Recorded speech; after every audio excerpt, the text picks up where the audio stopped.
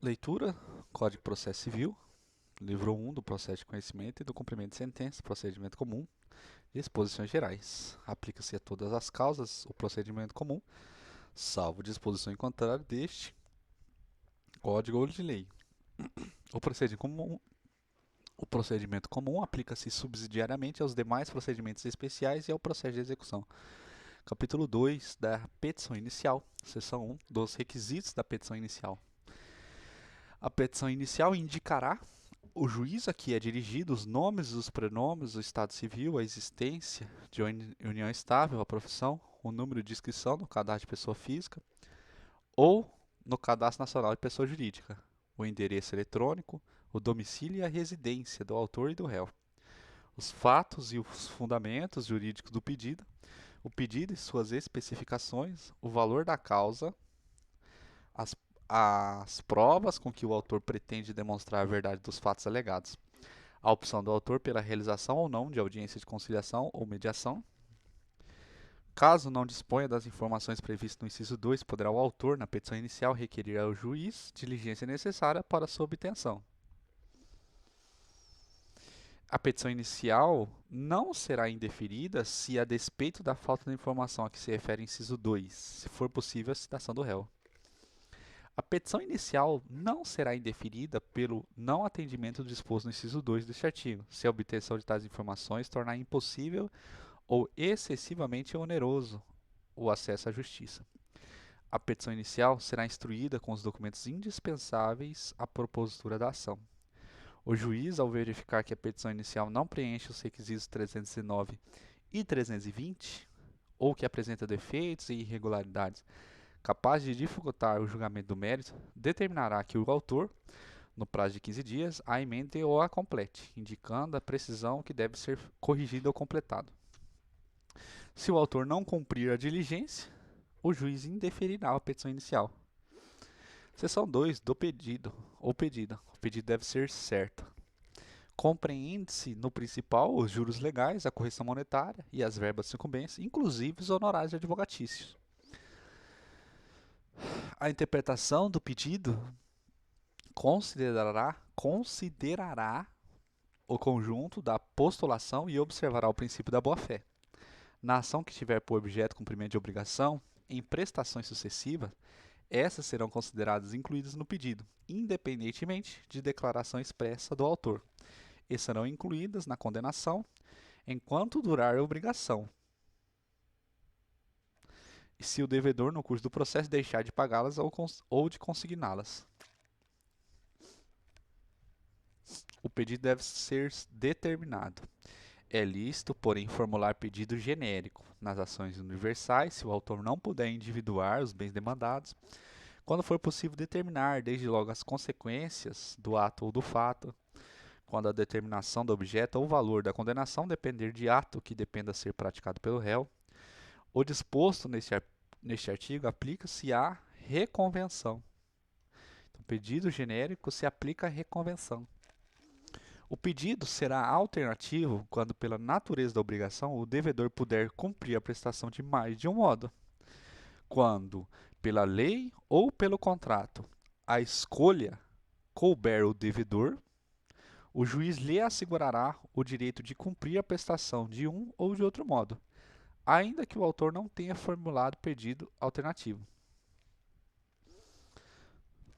É lícito formular mais de um pedido em ordem subsidiária, a fim de que o juiz conheça do posterior quando não acolheu o anterior.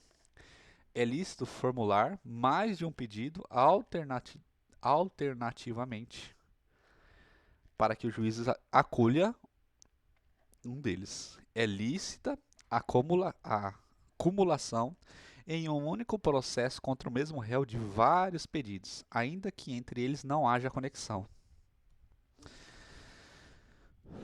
São requisitos de admissibilidade de acumulação que os pedidos sejam compatíveis entre si, seja competente para conhecer deles o mesmo juízo, seja adequado para todos os pedidos o tipo de procedimento. Quando, para cada pedido corresponder tipo diverso de procedimento, será admitida a acumulação, se o autor empregar o procedimento comum, sem prejuízo do emprego das técnicas processuais diferenciadas previstas nos procedimentos especiais a que se sujeitam um ou mais pedidos cumulados, que não forem compatíveis com as disposições sobre o procedimento comum. O inciso 1 do parágrafo 1º não se aplica às cumulações do pedido que trata 326, que trata do pedido subsidiário. Não vai se aplicar. Nas obrigações indivisíveis, com pluralidade de credores, aquele que não participou do processo receberá sua parte, deduzida as despesas na proporção de seu crédito.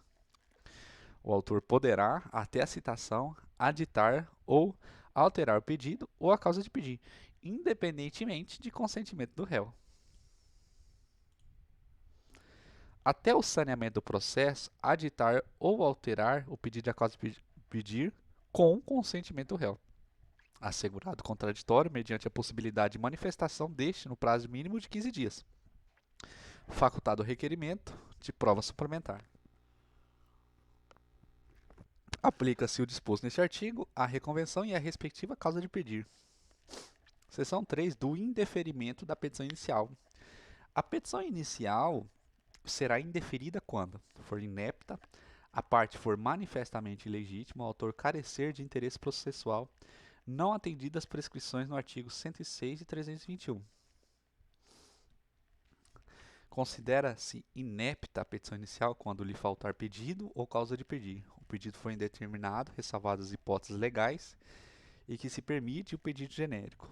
Da narração dos fatos, não decorrer logicamente a conclusão, quando tiver pedidos incompatíveis entre si. Nas ações que tenham por objeto a revisão de obrigação decorrente de empréstimos, de financiamento ou de alienação de bens, o autor terá, sob pena de inépcia, discriminar na petição inicial dentre as obrigações contratuais aquele que pretende controverter, além de quantificar o valor em controvérsia do débito.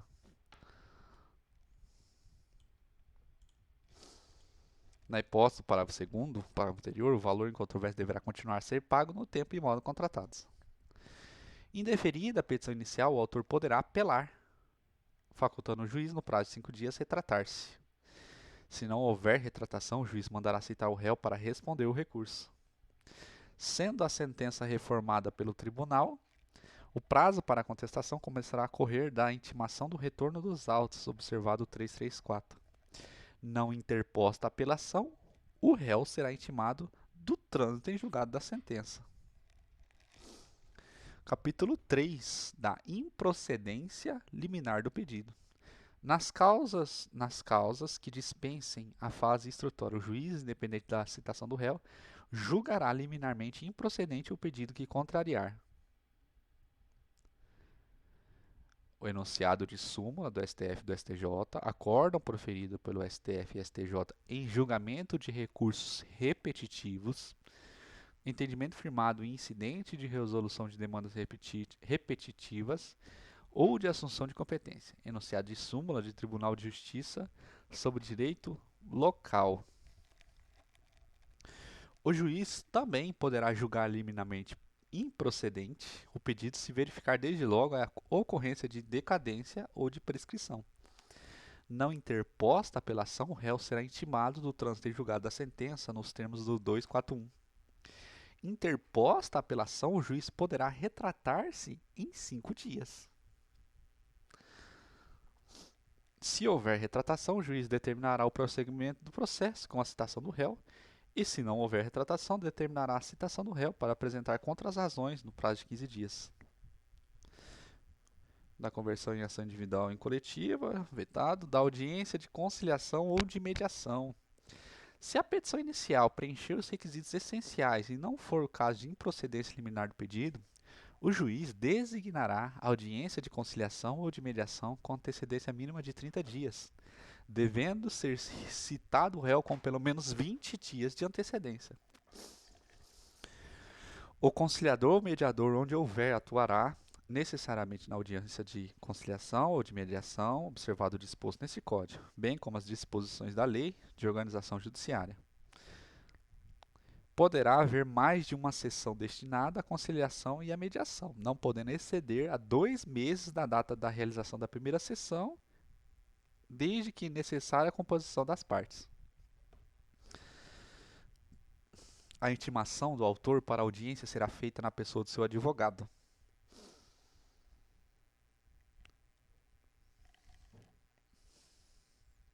A audiência não será realizada se ambas as partes manifestarem expressamente desinteresse na composição consensual, quando não se admitir a autocomposição. O autor deverá indicar na petição inicial seu desinteresse na autocomposição, e o réu deverá fazê-lo por petição apresentada com 10 dias de antecedência, contados da data da audiência. Havendo litisconsórcio, o desinteresse da realização da audiência deve ser manifestado por todos os litisconsortes. A audiência de conciliação ou de mediação pode realizar-se por meio eletrônico nos termos da lei. O não comparecimento injustificado do autor ou do réu na audiência, a audiência de conciliação, é considerado ato atentatório à dignidade da justiça e será sancionado com multa de até 2% da vantagem econômica pretendida, ou do valor da causa revertida em favor da União ou do Estado. As partes devem estar acompanhadas por seus advogados ou defensores públicos. A parte poderá constituir representante por meio de procuração específica com poderes para negociar e transigir. A autocomposição obtida será reduzida a termo e homologada por sentença. A pauta das audiências de conciliação ou mediação será organizada de modo a respeitar o intervalo mínimo de 20 minutos entre o início de uma e o início da seguinte. Capítulo 6 da contestação. O réu poderá oferecer contestação por petição no prazo de 15 dias, cujo termo inicial será a data de audiência de conciliação ou de mediação ou da última sessão de conciliação, quando qualquer parte não comparecer ou comparecer não houver autocomposição. Do protocolo do pedido de cancelamento da audiência de conciliação ou de mediação apresentado pelo réu, quando ocorrer hipótese do 334, parágrafo 4º 1, prevista no 231, de acordo com o modo como foi feita a citação nos demais casos. No caso de litisconsórcio passivo, ocorrendo hipótese do 334, parágrafo 6º, que eles não querem audiência, o termo inicial previsto no inciso 2 será para cada um dos réus a data da apresentação dos respectivos pedidos de cancelamento da audiência. Quando ocorrer hipótese do 334, parágrafo 4º 2, que não se admite autocomposição, havendo litisconsórcio passivo e o autor desistir da ação, em relação ao réu ainda não citado, o prazo para a resposta correrá da data da intimação da decisão que homologar a desistência. Incumbe ao réu alegar na contestação toda a matéria de defesa, expondo as razões de fato e de direito com que impugna o pedido do autor e especificando as provas que pretende produzir. Incumbe ao réu, antes de discutir o mérito, alegar a inexistência ou nulidade de citação, incompetência absoluta ou relativa, incorreção do valor da causa, inépcia da petição inicial, perempção, litispendência, coisa julgada, conexão, incapacidade da parte, defeito de representação ou falta de autorização, convenção de arbitragem, ausência de legitimidade ou de interesse processual, falta de caução ou outra prestação que a lei exige como preliminar, indevida concessão do benefício de gratuidade de justiça. Verifica-se litispendência ou coisa julgada quando se não reproduz ação anterior. Verifica-se a litispendência ou a coisa julgada quando se reproduz ação anteriormente ajuizada.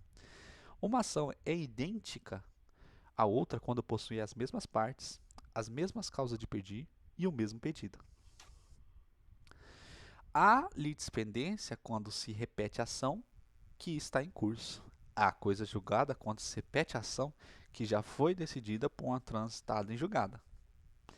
Excetuadas as convicções de arbitragem e a incompetência relativa, o juiz conhecerá de ofício as matérias enumeradas neste artigo. Então, o juiz não conhece de ofício convenção de arbitragem e incompetência relativa. As audiências de alegação de existência de convenção de arbitragem, na forma prevista neste capítulo, implica aceitação da jurisdição estatal e renúncia ao juízo arbitral. Alegando o réu na contestação ser parte ilegítima ou não ser responsável pelo prejuízo invocado, o juiz facultará ao autor em 15 dias a alteração da petição inicial para a substituição do réu.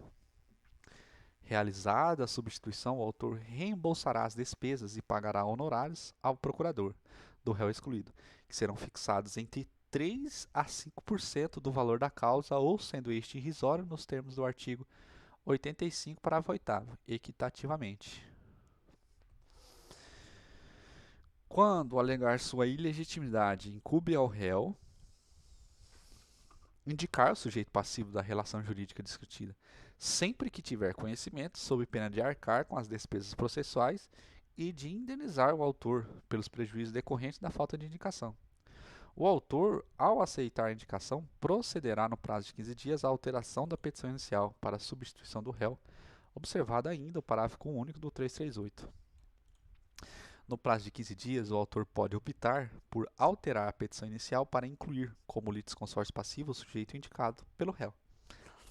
Havendo alegação de incompetência relativa ou absoluta, a contestação poderá ser protocolada no foro do domicílio do réu. Fato que será imediatamente comunicado ao juiz da causa, preferencialmente por meio eletrônico.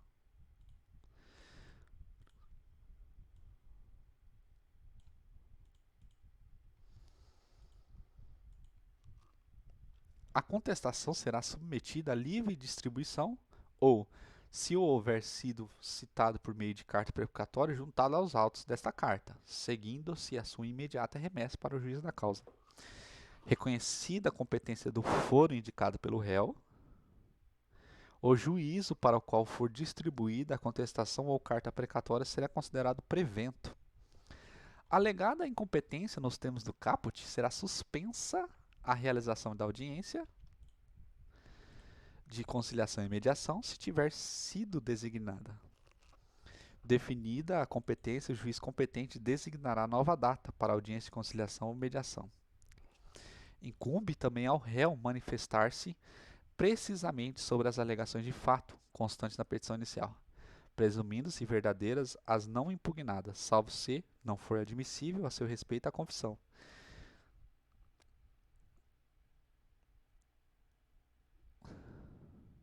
A petição inicial não estiver acompanhada de instrumento que a lei considera substância do ato, estiverem em contradição com a defesa considerada em seu conjunto. O ônus da impugnação específica dos fatos não se aplica ao defensor público, ao advogado nativo e ao curador especial.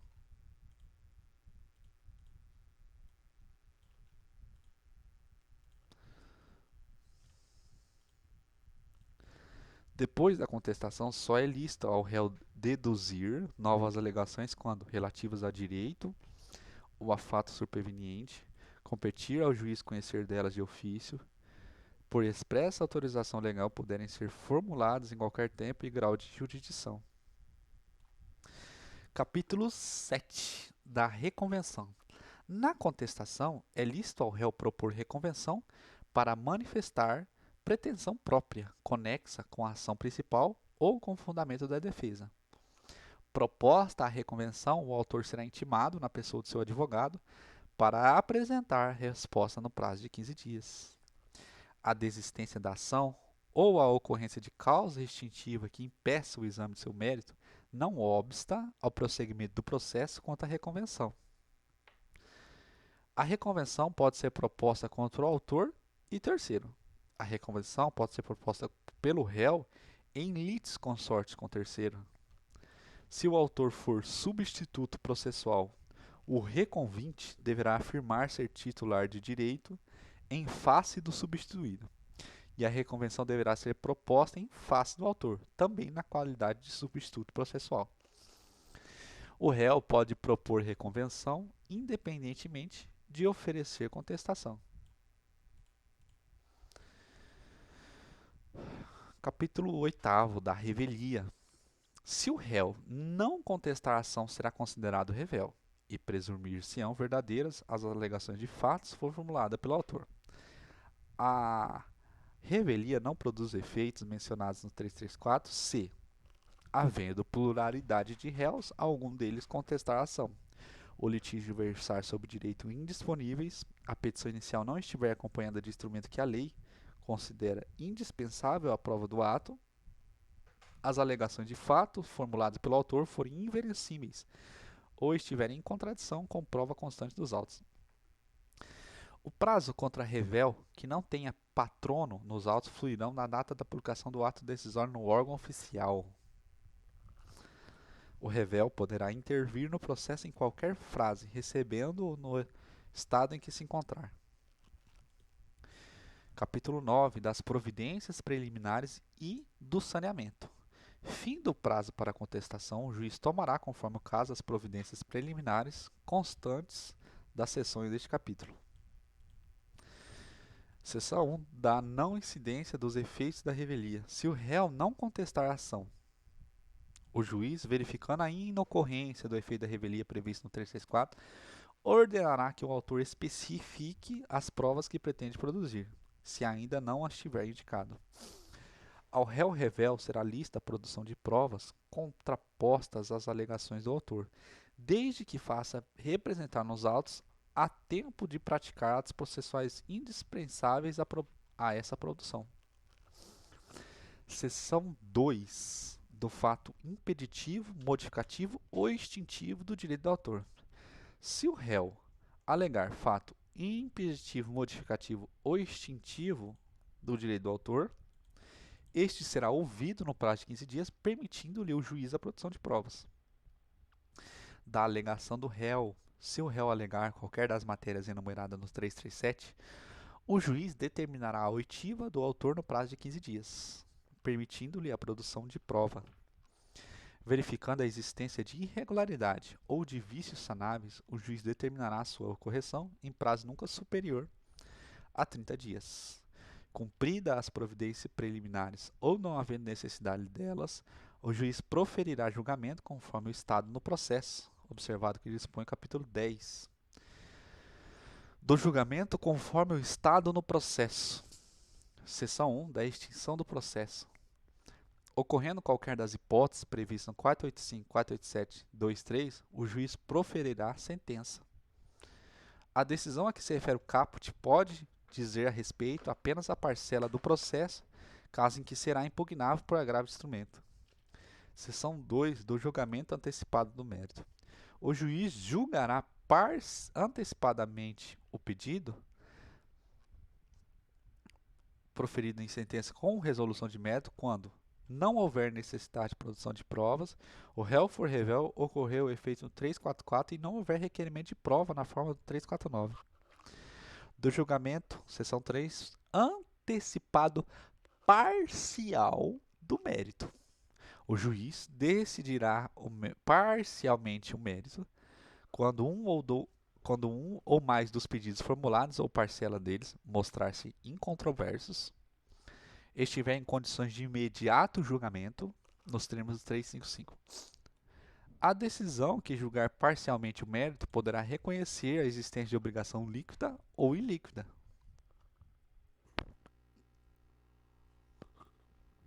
A parte poderá liquidar ou executar desde logo a obrigação reconhecida na decisão que julgar parcialmente o mérito, independentemente de caução, ainda que haja recurso contra ela interposto. Na hipótese do parágrafo 2º, se houver trânsito em julgada da decisão, a execução será definitiva. A liquidação, então não precisa, a obrigação incontroversa pode ser executada independente de caução, mesmo que tenha recurso. A liquidação e o cumprimento da decisão que julgar parcialmente o mérito poderão ser processadas em autos suplementares a requerimento da parte ou a critério do juiz. A decisão proferida com base neste artigo é impugnável por agravo de instrumento. Seção 4. Do saneamento e da organização do processo. Não ocorrendo nenhuma das hipóteses neste capítulo, deverá o juiz, em decisão de saneamento e de organização do processo, resolver as questões processuais pendentes, se houver, delimitar as questões de fato sobre as quais recairá a atividade probatória, especificando os meios de provas admitidos, definir a distribuição do ônus da prova, observado 373, delimitar as questões de direito relevante para a decisão do mérito, designar, se necessário, a audiência de instrução e julgamento. Realizado o saneamento, as partes têm o direito de pedir esclarecimento ou solicitar ajuste no prazo comum de 5 dias, fim do qual a decisão se torna estável. As partes podem apresentar ao juiz para homologação delimitação consensual das questões de fato e de direito, a que se refere o 2 e 4.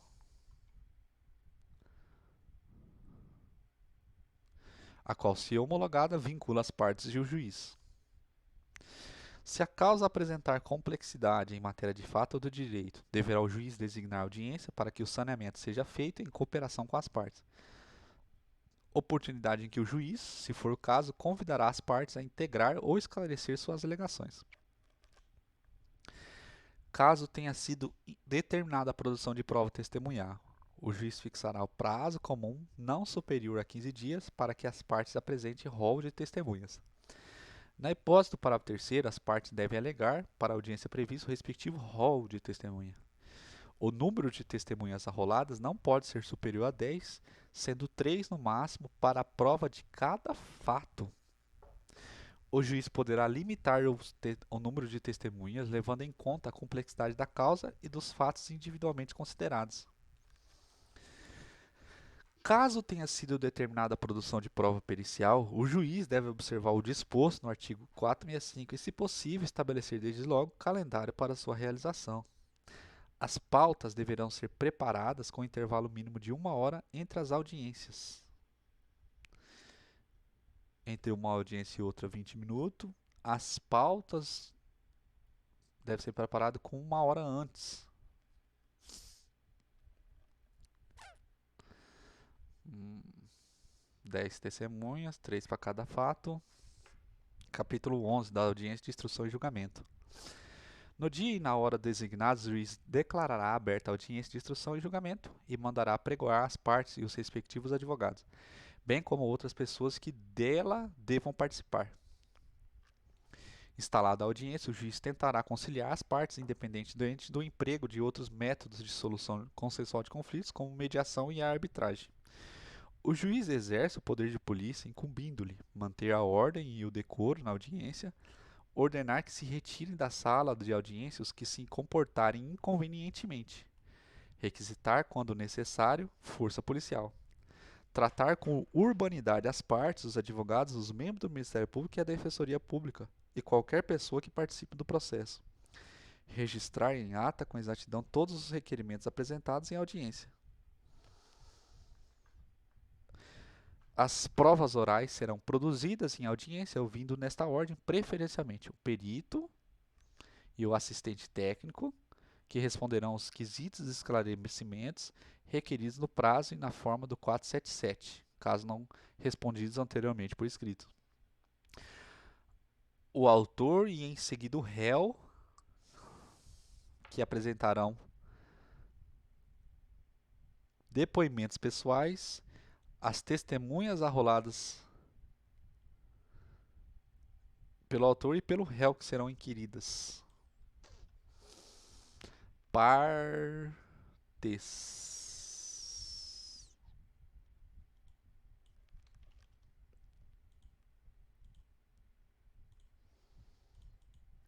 P-A-A-R-Ts.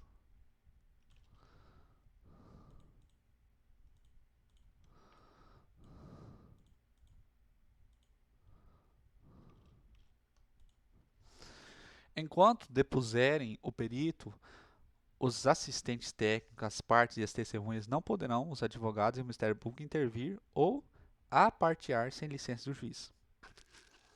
A audiência poderá ser adiada por convenção das partes. Se não puder comparecer por motivo justificado, qualquer pessoa que dela deva necessariamente participar, por atraso injustificado de seu início em tempo superior a 30 minutos do horário marcado. O impedimento deverá ser comprovado até a abertura da audiência e, não sendo, o juiz procederá à instrução.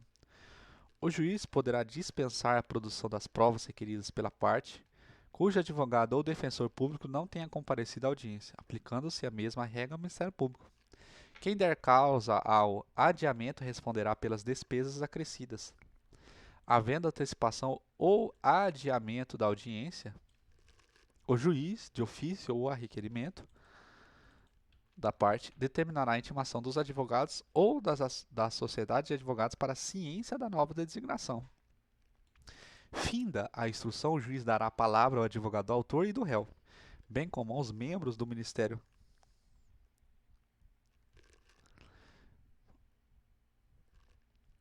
Fim da instrução. Fim da instrução. O juiz dará a palavra ao advogado, do autor e do réu, bem como membro do Ministério Público, se for o caso de sua intervenção sucessiva, pelo prazo de 20 minutos para cada um, prorrogável por 10 minutos a critério do juiz.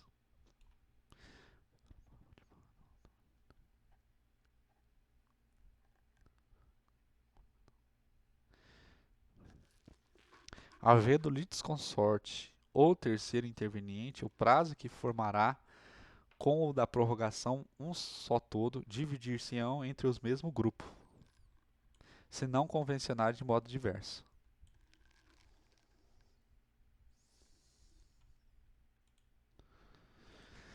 Quando a causa apresentar questões complexas de fato ou de direito, o debate oral poderá ser substituído por razões finais escritas, que serão apresentadas pelo autor e pelo réu, bem como pelo Ministério Público, se for o caso de sua intervenção, em prazos sucessivos de 15 dias, assegurada a vista dos autos. A audiência é una e contínua, podendo ser excepcionalmente e justificadamente cindida, na ausência do perito ou da testemunha, desde que haja concordância das partes.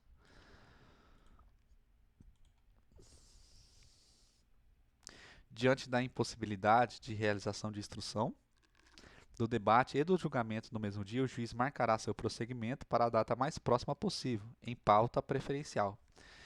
Encerrado o debate ou oferecidas as razões finais, o juiz proferirá a sentença em audiência, ou no prazo de 30 dias.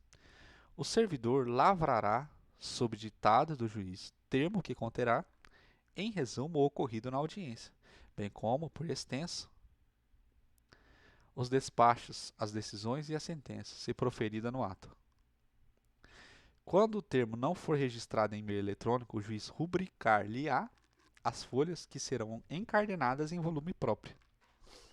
Subscreverão o termo o juiz, os advogados, o membro do Ministério Público e o escrivão ou chefe da secretaria, dispensadas as partes, exceto quando houver ato de disposição para cuja prática os advogados não tenham poderes. O escrivão ou chefe da secretaria transladará para os autos cópia autêntica do termo de audiência. Tratando-se de autos eletrônicos, observar-se-á o disposto neste Código, em legislação específica e nas normas internas dos tribunais. A audiência poderá ser integralmente gravada em imagem e em áudio, em meio digital ou analógico, desde que assegure o rápido acesso das partes e dos órgãos julgadores, observada a legislação específica. A gravação a que se refere o parágrafo 5º também pode ser realizada diretamente por qualquer das partes, independentemente de autorização judicial. A audiência será pública, ressalvadas exceções legais. Capítulo 7 das provas. Seção 1. Disposições gerais. As partes têm o direito de empregar todos os meios legais, bem como os moralmente legítimos, ainda que não especificados neste Código, para provar verdade dos fatos em que se funda o pedido ou a defesa e influir eficazmente na convicção do juiz. Caberá ao juiz, de ofício ou a requerimento da parte, determinar as provas necessárias ao julgamento do mérito. O juiz indeferirá a decisão fundamentada às diligências inúteis ou meramente protelatórias. O juiz apreciará a prova constante nos autos, independentemente do sujeito que estiver promovido, e indicará na decisão as razões da formação do seu convencimento. O juiz poderá admitir a utilização de prova produzida em outro processo, atribuindo-lhe o valor que considerar adequado, observado o contraditório. O ônus da prova incumbe ao autor quanto ao fato constitutivo de seu direito, ao réu quando há existência de fato impeditivo ou modificativo ou extintivo do direito do autor. Nos casos previstos em lei, ou diante de peculiaridade da causa relacionadas à impossibilidade ou à excessiva dificuldade de cumprir o encargo, nos termos do caput, ou maior facilidade de obtenção da prova do fato contrário, poderá o juiz atribuir o ônus da prova de modo diverso, desde que o faça por decisão fundamentada, caso em que deverá dar à parte a oportunidade de se desincumbir do ônus que lhe foi atribuída. A decisão prevista no parágrafo 1º deste artigo não pode gerar situação em que a desincumbência do encargo pela parte seja impossível ou excessivamente difícil. A distribuição diversa do ônus da prova também pode ocorrer por convenção das partes, salvo quando recair sobre o direito indisponível da parte, tornar excessivamente difícil a uma parte o exercício do direito. A convenção de que trata o parágrafo 1º pode ser celebrada antes ou durante o processo. Não dependem de provas os fatos notórios, firmados por uma parte e confessos pela parte contrária, admitidos no processo como incontroverso, em cujo favor milita a presunção legal de existência ou de veracidade. O juiz aplicará as regras de experiência comum subministradas pela observação do que ordinariamente acontece, e ainda as regras de experiências técnicas ressalvadas quanto a estas do exame pericial. A parte que alegar direito municipal, estadual, estrangeiro ou consuetudinário provar-lhe-á o teor da vigência, se assim o juiz determinar.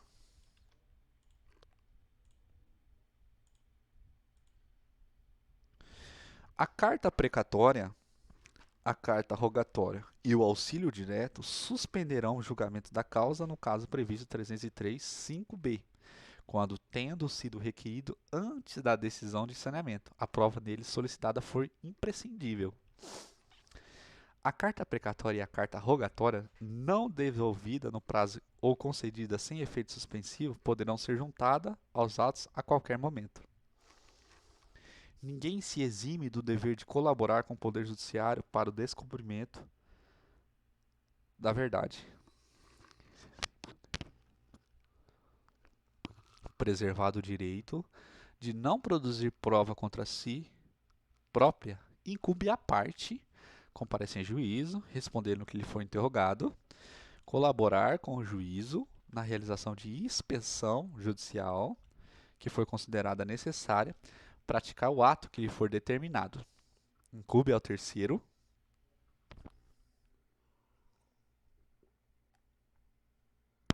em relação a qualquer causa, informar o juiz os fatos e as circunstâncias que tenham conhecimento, exibir coisa ou documento que esteja em seu poder. Poderá o juiz, em caso de descumprimento, determinar, além da imposição de multa, outras medidas indutivas, coercitivas, mandamentais ou subrogatórias. Seção 2 da produção antecipada de prova. A produção antecipada de prova será admitida nos casos em que haja fundado receio de que venha a tornar-se impossível ou muito difícil a verificação de certos fatos da dependência da ação.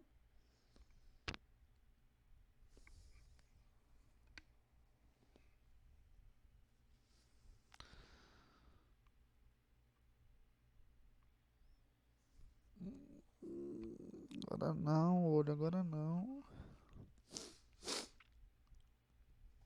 A prova a ser produzida seja suscetível de viabilizar a autocomposição ou outro meio adequado de solução de conflito. o prévio conhecimento dos fatos possa justificar ou evitar o ajuizamento da ação.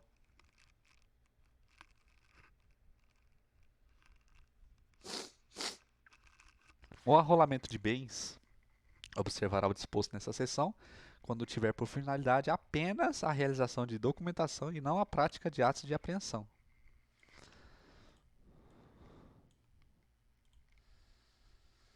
A produção antecipada de prova é de competência do juiz do foro onde está, deve ser produzida ou do foro de domicílio do réu. A produção antecipada de prova não previne a competência do juiz para a ação que venha a ser proposta. O juiz estadual tem competência para a produção antecipada de prova requerida em face da União, de entidade autárquica ou de empresa pública federal, se na localidade não houver vara federal. Aplicando-se o disposto nesta seção, aquele que pretende justificar a existência de algum fato ou relação jurídica para simples documento e sem caráter contencioso que exporá em petição circunstanciada a sua intenção. Na petição, o requerente apresentará as razões que justificam a necessidade de antecipação da prova e mencionará com precisão os fatos sobre os quais a prova há de recair.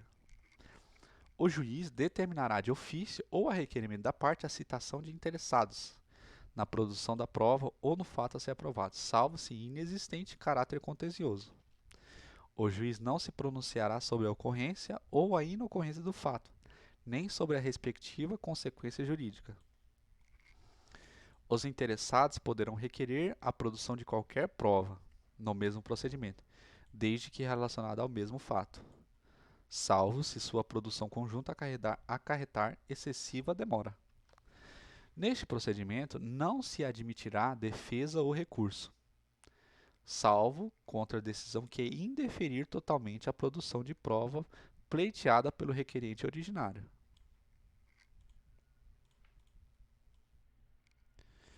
Os autos permanecerão em cartório durante um mês para a extração de cópias e certidões pelos interessados.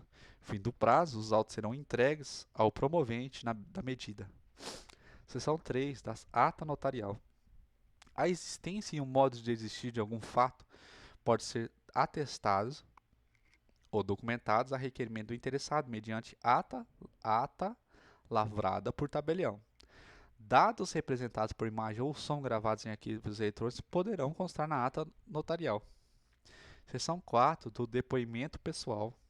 Cabe à parte requerer o depoimento pessoal da outra parte, a fim de que esta seja interrogada na audiência de instrução e julgamento, sem prejuízo do poder do juiz de ordená-la de ofício.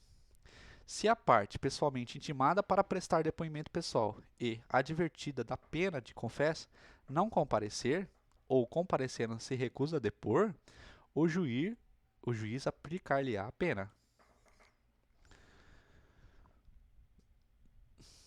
É vedado a quem ainda não depôs assistir o interrogatório da outra parte.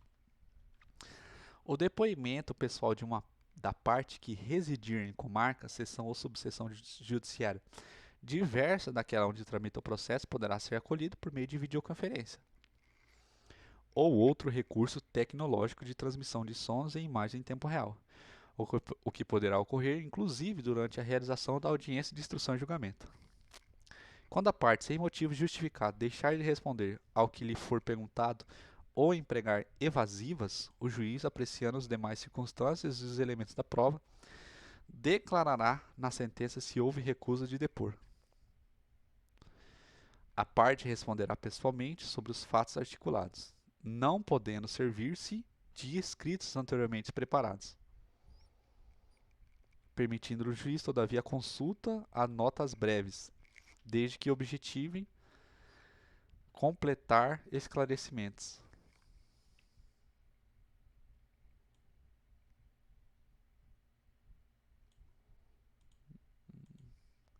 A parte não é obrigada a depor sobre fatos criminosos ou torpes que lhe forem imputados, a cujo respeito, por estado ou profissão, deva guardar sigilo, acerca dos quais não possam responder sem desonra própria de seu cônjuge, de seu companheiro ou a parte, ou de parente em grau suscetível, que coloque em perigo a vida do depoente ou das pessoas referidas no inciso 3, Esta disposição não se aplica às ações de Estado e de família. Não se aplica às ações de Estado e de família. Seção 5 da confissão. A confissão judicial ou extrajudicial quando a parte admite a verdade de fato contrário ao seu interesse e favorável ao do adversário. A confissão judicial pode ser espontânea ou provocada. A confissão espontânea pode ser feita pela própria parte ou por seu representante, com poder especial. A confissão provocada constará no termo de depoimento pessoal. A confissão judicial por representante especial pode ter confissão. A confissão judicial faz prova contra o confitente, não prejudicando todavia os litisconsortes. Nas ações que versem sobre bens imóveis ou direitos reais sobre imóveis alheios, a confissão de um cônjuge ou companheiro não valerá sem a do outro, salvo se o regime de casamento for o de separação absoluta de bens.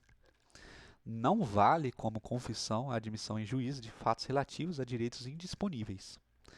A confissão será ineficaz se feita por quem não for capaz de dispor do direito a que se referem os fatos confessados.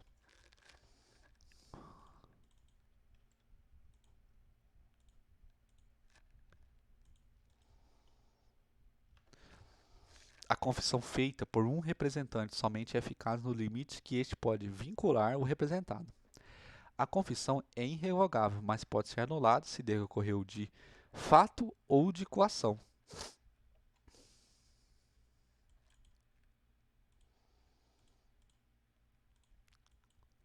A legitimidade para a ação prevista no caput é exclusiva do confitente e pode ser transferida a seus herdeiros se ele falecer após a propositura. A confissão extrajudicial, quando feita oralmente, só terá eficácia nos casos em que a lei não exige a prova literal. A confissão é, em regra, indivisível, não podendo a parte que a quiser invocar como prova aceitá-la no tópico que a beneficiar e rejeitar no que lhe for desfavorável.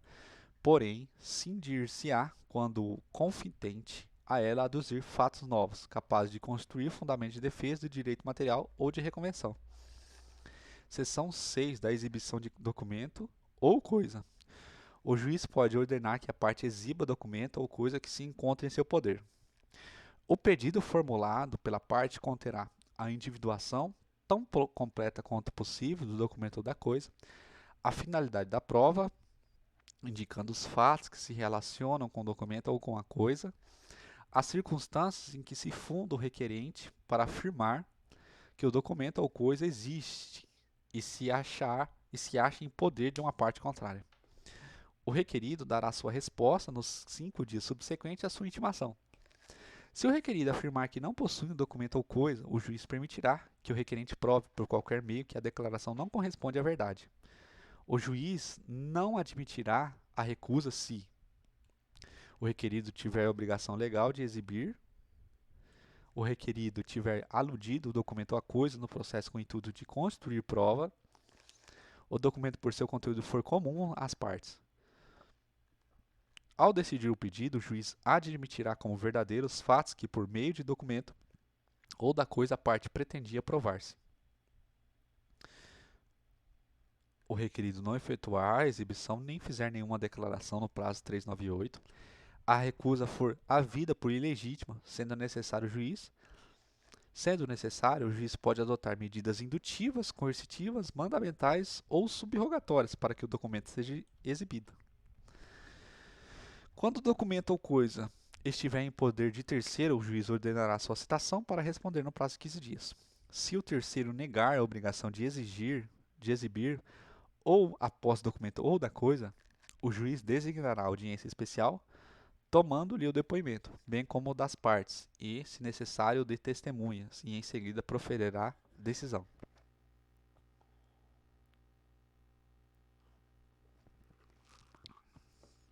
Se o terceiro, sem justo motivo, se recusar a efetuar a exibição, o juiz ordenar-lhe-á que proceda o respectivo depósito em cartório ou em outro lugar designado, no prazo de 5 dias, impondo ao requerente que o ressarça pelas despesas que tiver. Se o terceiro descumprir a ordem, o juiz expedirá mandado de apreensão, requisitando, se necessário, força policial, sem prejuízo da responsabilidade por crime de desobediência, pagamento de multa e outras medidas indutivas, coercitivas, mandamentais ou subrogatórias, necessárias para assegurar a efetivação da decisão. A parte e o terceiro se excusam de exibir em juízo documento ou coisa se o concernente a negócio da própria vida da família, sua apresentação puder violar dever de honra, sua escusa. Podem.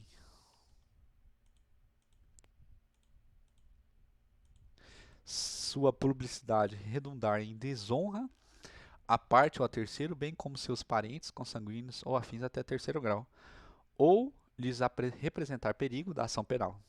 Sua exibição acarretar a divulgação de fatos ou cujo respeito por esta estado ou profissão deva guardar segredo. Subsistirem outros motivos graves que, segundo o prudente árbitro do juiz, justifique a recusa da exibição. Houver disposição legal que justifique a recusa da exibição.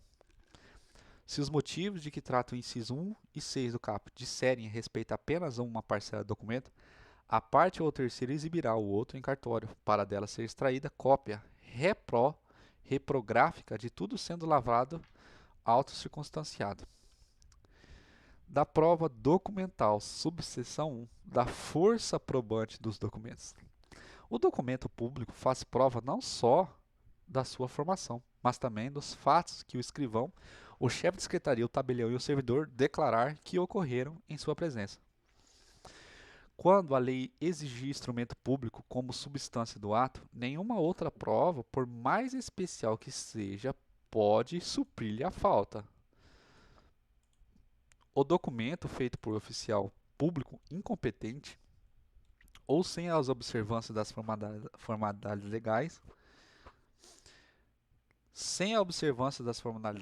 sendo subscritos pelas partes, tem a mesma eficácia probatória de documento particular. As declarações constantes do documento particular escrito e assinado, ou somente assinado, presume-se verdadeiro em relação aos signatários. Quando, todavia, contiver declaração de ciência de determinado fato, o documento particular prova a ciência, mas não o fato em si, incumbindo o ônus de prová-lo ao interessado em sua veracidade. A data do documento particular, quando a seu respeito surgir dúvida ou impugnação entre os litigantes, provar-se-á por todos os meios de direito. Em relação a terceiros, considerar-se-á datado o documento particular, no dia em que foi registrado, desde a morte de algum dos signatários, a partir da impossibilidade física que sobreveio a qualquer dos signatários, da sua apresentação em repartição pública ou em juízo, do ato ou fato que estabeleça de modo certo a anterioridade da formação do documento. Considera-se autor do documento particular aquele que o fez e o assinou, aquele por conta de quem ele foi feito estando assinado, aquele que, mandando compô-lo, não o firmou porque, conforme a experiência comum, não se costuma assinar, como os livros empresariais e assentos domésticos. Considera-se autêntico o documento quando o tabelião reconhecer a firma do signatário, a autoria estiver identificada por qualquer outro meio legal de certificação, inclusive eletrônico, nos termos da lei, não houver impugnação da parte contra quem foi produzido o documento. O documento particular, de cuja autenticidade não se duvida, prova que seu autor fez a declaração que lhe é atribuída. O documento particular admitido expressa ou tacitamente é indivisível, sendo vedado a parte que pretende utilizar-se dele aceitar os fatos que lhe são favoráveis e recusar os que são contrários a seus interesses, salvo se provar que estes não ocorreram. O telegrama, o radiograma ou qualquer outro meio de transmissão tem a mesma força probatória do documento particular, se o original constante de estação expeditora tiver sido assinado pelo remetente. A firma do remetente poderá ser reconhecida pelo tabelião, declarando-se ela circunstância no original depositado na estação expeditora.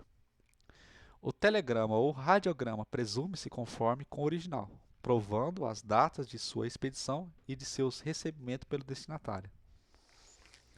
As cartas e os registros domésticos provam contra quem o escreveu quando enunciam o recebimento de um crédito, contém a anotação que visa suprir a falta de título em favor de quem é apontado como credor, expressam conhecimento de fatos para os quais não se exijam determinada prova. A nota escrita pelo credor em qualquer das partes de documentos representativos de obrigação, ainda que não assinada, faz prova em benefício do devedor. Aplica-se essa regra tanto para o documento que o credor conservar em seu poder, quanto para aquele que se achar em poder do devedor de terceiros. Os livros empresariais provam contra o seu autor, sendo lícito ao empresário. Todavia, demonstrar por todos os meios permitidos em direito que os lançamentos não correspondem à verdade dos fatos. Os livros empresariais que preenchem os requisitos exigidos por lei provam a favor de seu autor no litígio entre empresário. A escrituração contábil é indivisível e se dos fatos que resultam dos lançamentos, uns são favoráveis ao interesse de seu autor e outros lhes são contrários. Ambos serão considerados em conjunto como unidade. O juiz pode ordenar, a requerimento da parte, a exibição integral dos livros empresariais e documentos do arquivo. Na liquidação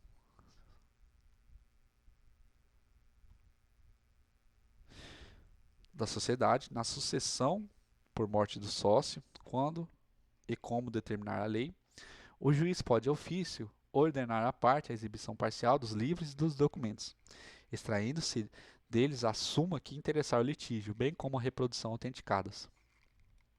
Qualquer reprodução mecânica, como a fotográfica, a cinematográfica, a fonográfica ou de outra espécie, tem aptidão para fazer prova dos fatos ou das coisas representadas, se a sua conformidade com o documento original não for impugnada por aquele contra quem foi produzida. As fotografias digitais e as extraídas de rede mundial de computadores fazem prova das imagens que a reproduzem, devendo ser impugnadas, se apresentada a respectiva autenticidade eletrônica ou, não sendo possível, realizada a perícia. Se tratar de fotografia publicada em jornal ou revista, será exigido um exemplar original do periódico, caso impugnada a veracidade pela outra parte.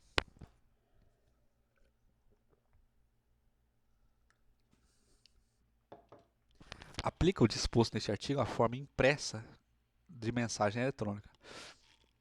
As reproduções dos documentos particulares, fotográficas ou obtidas por outro processo de repetição, valem como certidões sempre que o escrivão ou o chefe de secretaria certificar sua conformidade com o original.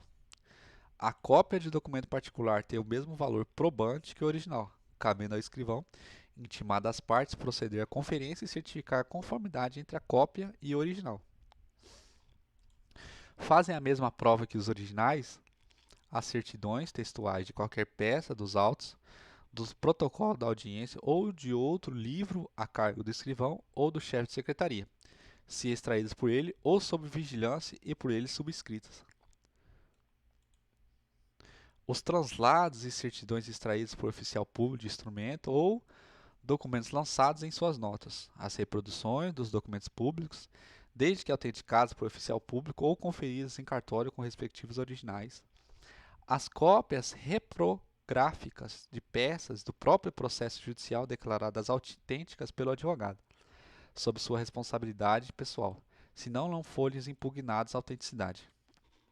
Os extratos digitais de bancos de dados públicos e privados, desde que atestados pelo seu emitente, sob as penas da lei que as informações conferem com o que consta no original.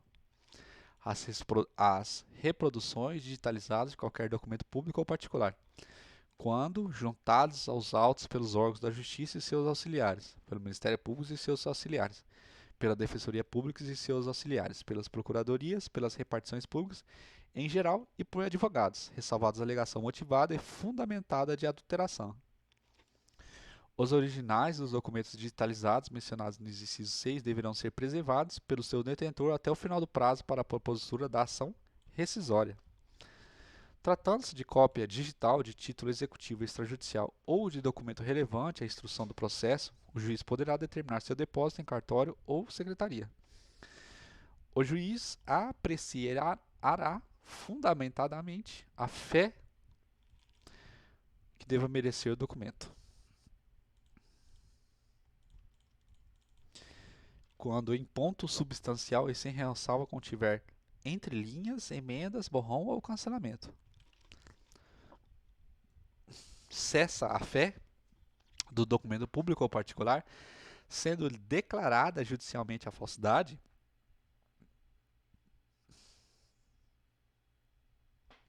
a falsidade consiste em formar documento não verdadeiro, alterar documento verdadeiro. Cessa a fé de documento particular quando for impugnada sua autenticidade e enquanto não se comprovar sua veracidade. Assinado em branco for impugnado seu conteúdo por preenchimento abusivo. Dar-se-á abuso quando aquele que recebeu o documento assinado com texto não escrito no todo ou em parte, formá-lo ou completá-lo, por si ou por meio de outrem, violado o pacto feito com o signatário. Incumbe o ônus da prova quando se tratar de falsidade de documento ou de preenchimento abusivo a parte que a se arguir. Se tratar de impugnação de autenticidade a parte que produziu o documento. Subseção 2 da arguição de falsidade. A falsidade deve ser suscitada na contestação, na réplica ou no prazo de 15 dias, contada a partir da intimação da juntada do documento aos autos. Uma vez arguida, a falsidade será resolvida como questão incidental, salvo se a parte requerer que o juiz decida como questão principal, nos termos do inciso 2º do artigo 19. A parte arguirá a falsidade expondo os motivos que funda a sua pretensão e os meios com que provará o legado. Depois de ouvida a outra parte, no prazo de 15 dias, será realizado o exame pericial. Não se procederá ao exame pericial se a parte que produziu o documento concordar em retirá-lo. A declaração sobre a falsidade do documento, quando suscitada como questão principal, constará da parte dispositiva da sentença e sobre ela incidirá também a autoridade da coisa julgada. Subseção 3 da produção da prova documental. Incumbe a parte instruir a petição inicial ou a contestação com os documentos destinados a provar sua alegação. Quando o documento consistir em reprodução cinematográfica ou fonográfica, a parte deverá trazê-lo nos termos do caput, mas sua exposição será realizada em audiência, intimando-se previamente às partes. É lícito às partes em qualquer tempo juntar aos atos documentos novos, quando destinados a fazer prova de fatos ocorridos depois dos articulados, ou para contrapô-los aos que foram produzidos nos autos.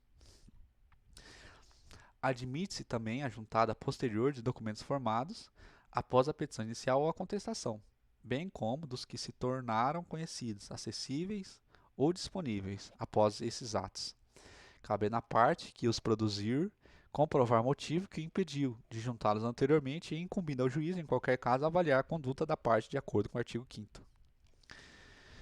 A parte intimada a falar sobre documentos constantes no auto poderá impugnar a admissibilidade da prova documental, impugnar sua autenticidade, suscitar sua falsidade com ou sem deflagração do incidente de arguição de falsidade, manifestar sobre seu conteúdo. Nas hipóteses dos incisos 2 e 3, a impugnação deverá basear-se em argumentação específica, não se admitindo a alegação genérica de falsidade. O réu manifestar-se-á na contestação sobre os documentos anexados à inicial e o autor manifestar-se-á na réplica sobre os documentos anexados à contestação. Sempre que uma parte requerir a juntada de documento aos autos, o juiz ouvirá ao seu respeito a outra parte, que disporá no prazo de 15 dias para adotar qualquer das proposituras indicadas no 436. Poderá o juiz, a requerimento da parte, dilatar o prazo para manifestação sobre a prova documental produzida, levando em consideração a quantidade e a complexidade da documentação. O juiz requisitará as repartições públicas em qualquer tempo ou grau de jurisdição, as certidões necessárias à prova das alegações das partes, os procedimentos administrativos nas causas em que forem interessados a União, os Estados, o Distrito Federal, os municípios ou entidade da administração indireta. Recebidos os autos, o juiz mandará extrair no prazo máximo e improrrogável de um mês certidões ou reproduções fotográficas das peças que indicar a das que foram indicadas pelas partes e em seguida devolverá os autos à repartição de origem. As repartições públicas poderão fornecer todos os documentos em meio eletrônico, conforme disposto em lei, certificando-se pelo mesmo meio que se trata de extrato fiel, do que consta em seu banco de dados ou no documento digitalizado. Dos documentos eletrônicos. A utilização de documentos eletrônicos no processo convencional dependerá de sua conversão à forma impressa e na verificação de sua autenticidade na forma da lei. O juiz apreciará o valor probante do documento eletrônico não convertido, assegurado às partes o acesso ao seu teor. Serão admitidos documentos eletrônicos produzidos e conservados com a observância da legislação específica. Da prova testemunhal.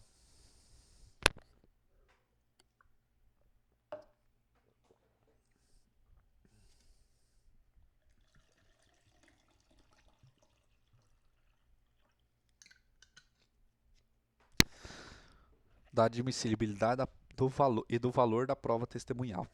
A prova testemunhal é sempre admissível, não dispondo a lei de modo diverso. O juiz indeferirá a inquirição das testemunhas sobre fatos, já aprovado por documentos ou confissão da parte, que só por documento ou por exame pericial puderem ser provados. No caso em que a lei exigir prova escrita da obrigação, é admissível a prova testemunhal quando houver começo de prova por escrito, emanado da parte contra a qual se pretende produzir a prova. Também se admite a prova testemunhal quando o credor não pode ou não podia, moral ou materialmente, obter a prova escrita da obrigação, em casos como o de parentesco, de depósito necessário ou de hospedagem em hotel, ou em razão das práticas comerciais no local onde contraídas a obrigação. É lícito a parte provar com testemunhas, nos contratos simulados, a divergência entre a vontade real e a vontade declarada. Nos contratos, em geral, os vícios de consentimentos. Podem depor como testemunha todas as pessoas, exceto as incapazes, impedidas ou suspeitas.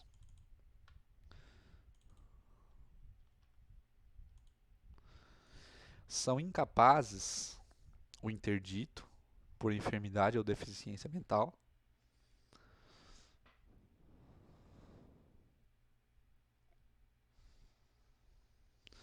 o que, acometido por enfermidade ou retardo mental, ao tempo que ocorreram os fatos, não podia discerni-los, ou ao tempo em que deve depor, não está habilitado a transmitir percepções. Ou que estiver menos de 16 anos, o cego e o surdo, quando a ciência do fato depender dos sentidos que lhes faltam.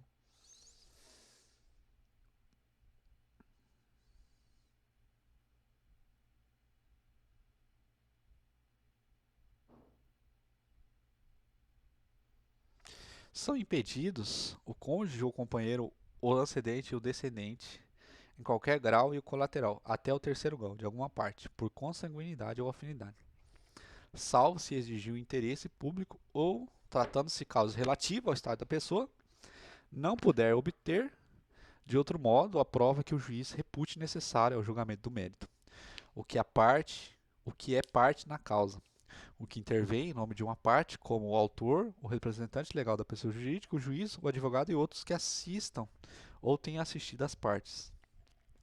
São suspeitos o inimigo da parte e seu amigo íntimo, ou que tiver interesse no litígio.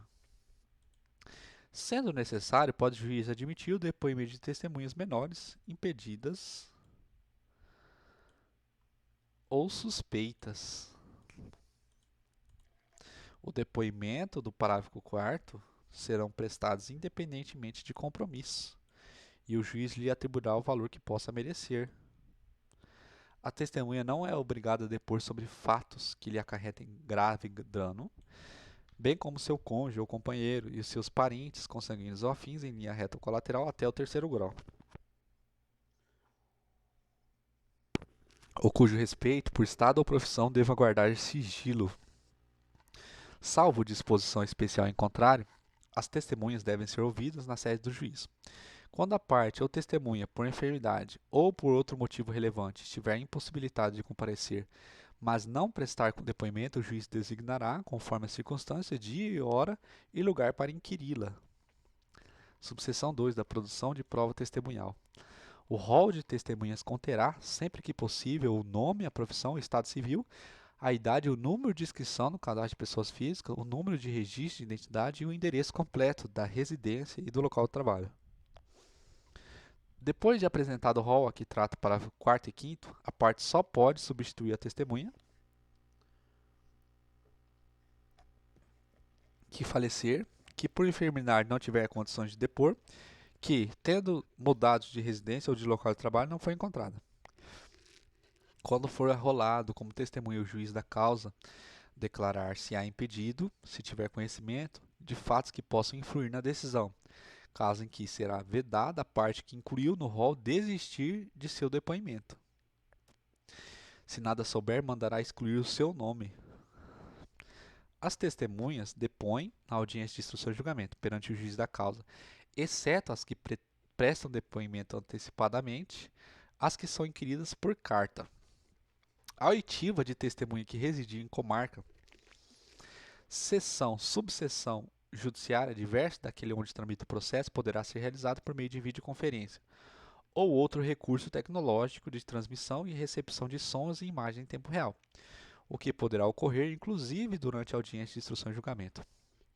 Os juízos deverão manter equipamentos para transmissão e recepção de sons e imagens a que se refere. São inquiridos em sua residência ou onde exerce sua função o presidente e o vice-presidente da República, os ministros de estados, os ministros do STF, conselheiros do CNJ e os ministros do STJ, do STM, do TSE, do TST, do Tribunal de Contas da União, o Procurador-Geral da República e os seus conselheiros do Conselho Nacional do Ministério Público.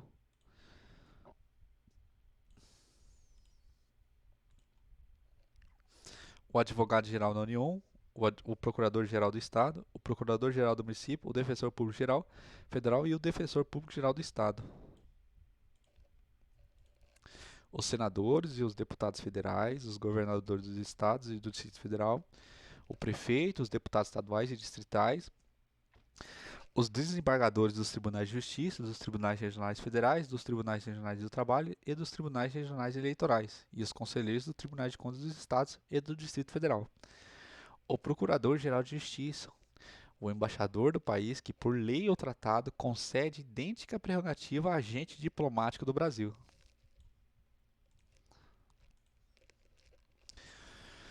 O juiz solicitará à autoridade que indique dia, hora e local a fim de ser inquirida, remetendo-lhe cópia da petição inicial ou da defesa oferecida pela parte, que a arrolou como testemunha. Passado um mês, sem manifestação da autoridade, o juiz designará dia, hora e local para o depoimento, preferencialmente na sede do juiz. O juiz também designará dia, hora e local para o depoimento quando a autoridade não comparecer injustificadamente. A sessão agendada para a colheita de seu testemunho no dia, hora e local por ela mesma indicada. Cabe ao advogado da parte informar ou intimar a testemunha por ele arrolada do dia, da hora e do local da audiência designada, dispensando-se a intimação do juiz. A intimação deverá ser realizada por carta com aviso de recebimento, cumprindo ao advogado juntar os atos com antecedência de pelo menos 3 dias da data de audiência, cópia de correspondência de intimação e de comprovante de recebimento. A parte pode comprometer-se a levar testemunha à audiência, independentemente da intimação de que trata o parágrafo 1º. Presumindo-se, caso a testemunha não compareça, que a parte desistiu de sua inquirição.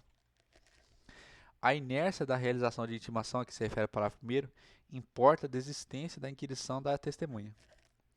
A intimação será feita pela via judicial quando for frustrada a intimação prevista no parágrafo 1º deste artigo, sua necessidade for devidamente mostrada, pela parte ao juiz figurar no rol de testemunhas, servidor público ou militar, hipótese em que o juiz o requisitará ao chefe da repartição ou ao comando do corpo em que servir. A testemunha houver sido arrolada pelo Ministério Público ou pela Defensoria Pública, a testemunha for uma daquelas previstas no 454. A testemunha que intimada do parágrafo 1º ou do parágrafo 4º deixar de comparecer sem motivo justificado, será conduzida e responderá pelas despesas do adiamento. O juiz inquirirá as testemunhas separadas e sucessivamente, primeiro as do autor e depois as do réu, e providenciará para que uma não ouça o depoimento das outras. O juiz poderá alterar a ordem estabelecida no cabo, se as partes concordarem.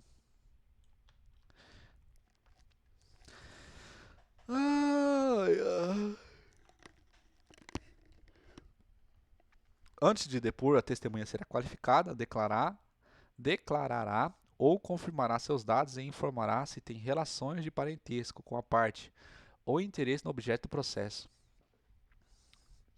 É lícito à parte contraditar a testemunha,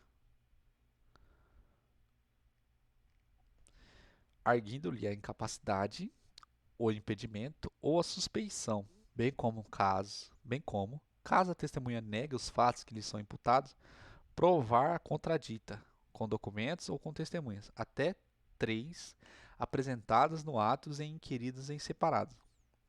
Sendo provados ou confessados os fatos a que se refere o parágrafo 1º, o juiz dispensará a testemunha ou lhe tomará o depoimento como informante.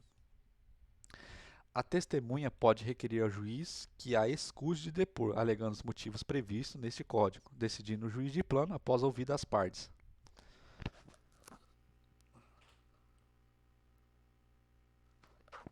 Ao início da inquirição, a testemunha prestará compromisso de dizer a verdade do que souber e lhe for perguntado. O juiz advertirá a testemunha que incorre em sanção penal, que faz afirmação falsa, cala ou oculta a verdade.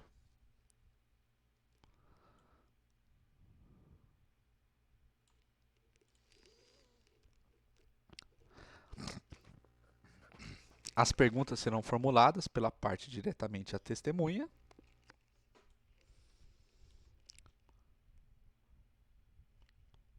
As perguntas serão formuladas pelas partes diretamente à testemunha, começando pela que arrolou, não admitindo o juiz aquelas que puderem induzir a resposta, não tiverem relação com as questões de fato, objeto da atividade probatória, ou importarem repetição de outra já respondida. O juiz poderá inquirir a testemunha tanto antes quanto depois da inquirição feita pelas partes. As testemunhas devem ser tratadas com urbanidade, não se lhes fazendo perguntas ou considerações impertinentes, capciosas ou vexatórias. As perguntas que o juiz indeferir serão transcritas no termo, se a parte requerer. O depoimento poderá ser documentado por meio de gravação. Quando digitado ou registrado por taquigrafia, estenotipia ou outro método idôneo de documentação, o depoimento será assinado pelo juiz, pelo depoente e pelos procuradores. Se houver recurso em processo em autos não eletrônicos, o depoimento somente será digitado quando for impossível o envio de sua documentação eletrônica. Tratando-se de autos eletrônicos, observar-se-á o disposto neste Código e na legislação específica sobre a prática eletrônica de atos processuais. O juiz pode ordenar de ofício ou a requerimento da parte a inquirição de testemunhas referidas nas declarações da parte ou das testemunhas, a acareação de 2 ou mais testemunhas ou de alguma delas com a parte, quando sobre fato determinado possa influir na decisão da causa, divergirem as suas declarações.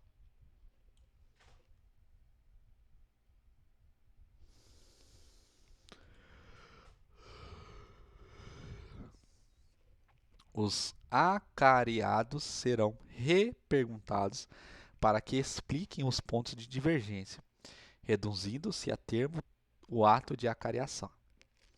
A acariação pode ser realizada por videoconferência ou por outro recurso tecnológico de transmissão de sons e imagem em tempo real.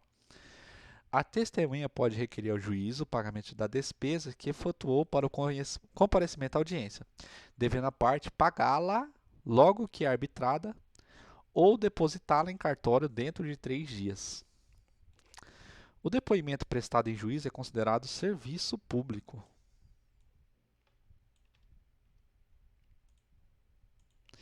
A testemunha, quando sujeita ao regime de legislação trabalhista, não sofre, por comparecer à audiência, perda de salário nem desconto do tempo de serviço. Seção 10 da prova pericial. A prova pericial consiste em exame, vistoria ou avaliação. O juiz indeferirá a perícia quando a prova do fato não depender de conhecimento especial de técnico, for desnecessária em vista de outras provas produzidas, a verificação for impraticável.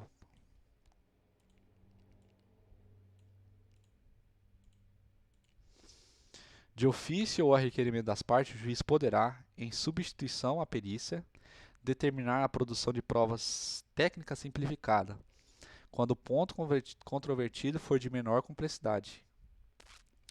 A prova técnica simplificada consistirá apenas na inquirição de especialista pelo juiz sobre o ponto controvertido da causa que demande especial conhecimento científico ou técnico. Durante a arguição, o especialista, que deverá ter formação acadêmica específica na área objeto de depoimento, poderá valer-se de qualquer recurso tecnológico de transmissão de sons e imagens com o fim de esclarecer os pontos controvertidos da causa. O juiz nomeará perito especializado no objeto da perícia e fixará de imediato o prazo para a entrega do laudo. Incumbe às partes, dentro de 15 dias, contados da intimação do despacho de nomeação do perito, arguir o impedimento ou a suspensão do perito, se for o caso, indicar assistente técnico, apresentar quesitos. Ciente da nomeação, o perito apresentará, em 5 dias, proposta de honorários, currículo com comprovação de especialização, contatos profissionais, em especial endereço eletrônico, para onde serão dirigidas as intimações pessoais. As partes serão intimadas da proposta de honorários para querendo manifestar-se no prazo comum de 5 dias, após o que o juiz arbitrará no valor intimado às partes para fins do 95. O juiz poderá autorizar o pagamento de até 50% dos honorários arbitrados a favor do período no início dos trabalhos, devendo o remanescente ser pago apenas ao final, depois de entregue o laudo e prestado todos os esclarecimentos necessários. Quando a perícia for inconclusiva ou deficiente, o juiz poderá reduzir a remuneração inicialmente arbitrada para o trabalho. Quando tiver de realizar-se por carta, poder-se-á proceder à nomeação de perito e à indicação de assistente técnico no juízo ao qual se requisitar a perícia.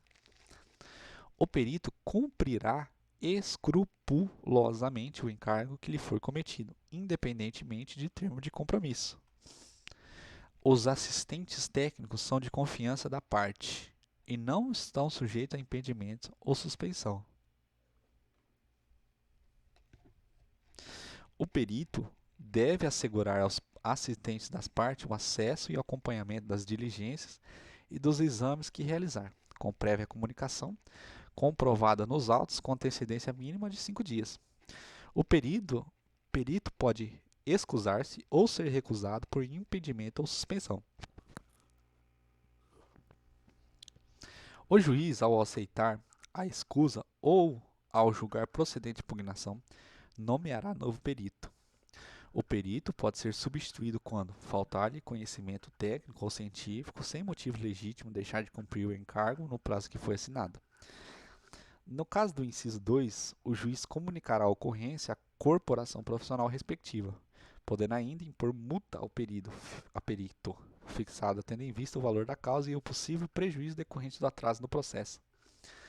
O perito substituído restituirá no prazo de 15 dias os valores recebidos pelo trabalho não realizado, sob pena de ficar impedido de atuar como perito judicial pelo prazo de 5 anos. Não ocorrendo a restituição voluntária de que trata o parágrafo 2º, a parte que tiver realizado o adiantamento dos honorários poderá promover a execução contra o perito, na forma do artigo 503 e seguintes, com fundamento na decisão que determinar a devolução do numerário. As partes poderão apresentar quesitos suplementares durante a diligência, que poderão ser respondidos pelo perito previamente ou na audiência de instrução e julgamento. O escrivão dará à parte contrária ciência da juntada dos quesitos aos autos. Incumbe ao juiz indeferir quesitos impertinentes, formular os quesitos que entender necessário ao esclarecimento da causa. As partes podem, de comum acordo, escolher o perito, indicando ou mediante requerimento, desde que sejam plenamente capazes, a causa possa ser resolvida por autocomposição. As partes, ao escolher o perito, já devem indicar os respectivos assistentes técnicos para acompanhar a realização de perícia, que se realizará em data e local previamente anunciados. O perito e os assistentes técnicos devem entregar, respectivamente, laudo e pareceres em prazos fixados pelo juiz. A perícia consensual substitui, para todos os efeitos, a que seria realizada por perito nomeado pelo juiz. O juiz poderá dispensar prova pericial quando as partes, na inicial e na contestação, apresentarem sobre as questões de fato, pareceres técnicos ou documentos elucidativos que considerar suficiente. O laudo pericial deverá conter a exposição do objeto da perícia, a análise técnica ou científica realizada pelo perito, a indicação do método utilizado, esclarecendo e demonstrando ser predominantemente aceito pelos especialistas da área do conhecimento da qual se originou. Resposta conclusiva a todos os quesitos apresentados pelo juiz, pelas partes e pelo órgão do Ministério Público.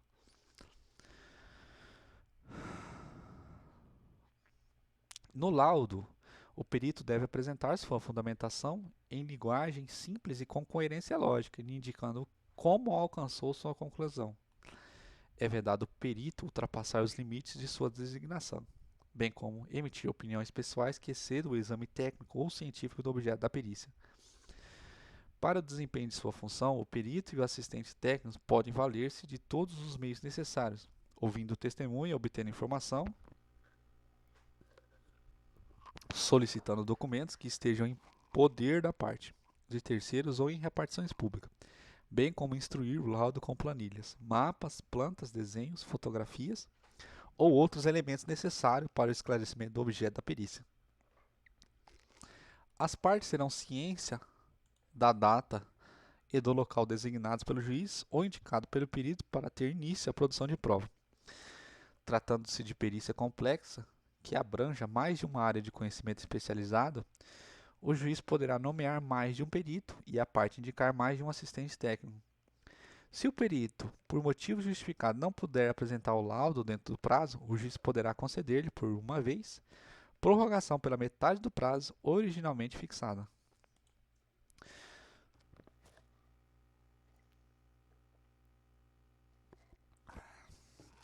O perito protocolará o laudo em juízo no prazo fixado pelo juiz, pelo menos 20 dias antes da audiência da instrução e julgamento.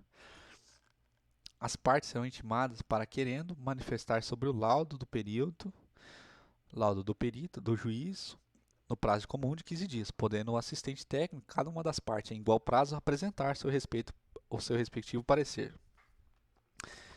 O perito do juízo tem o dever de, no prazo de 15 dias, esclarecer ponto sobre o qual exista divergência ou dúvida de qualquer das partes, do juiz ou do órgão do Ministério Público, divergente apresentado no parecer do assistente técnico da parte.